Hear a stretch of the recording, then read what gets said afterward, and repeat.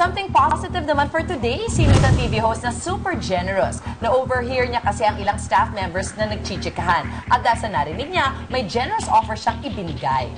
Ito ang eksena kami nila, Mars Suzy and Kogi ang staff members, tapos si Mars Gina naman ang TV host. Okay.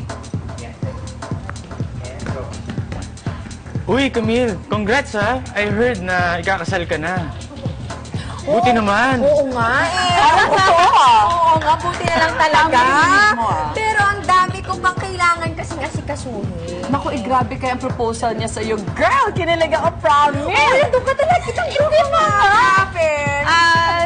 Teka. Ano yung pinag-uusapan nyo na yan? Engaged ka na? Ay, oo po. In fairness, congrats sa'yo. Ay, thank you po. At dahil dyan, syempre gusto ko mabigyan ka ng regalo. Gusto mo ako na sumagot ng wedding gown mo.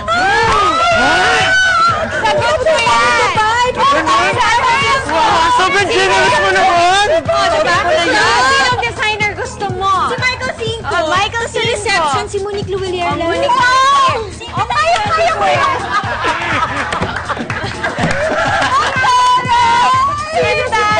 TV host! What a gift! Kilala ko na. Papalam ko rin kaya sa kanya na ikakasal ako. Oo, kami din ako. Kilala mo ba? Ikakasal din kami ulit. So, Di ba? Oo, kaya namin ng gown din. Kilala mo na ba, guys? Ay, kilala niyo na ba? Kilala mo ba? Hindi pa. Oo naman. Nakasama ko siya recently. Hindi naman ako nagtataka.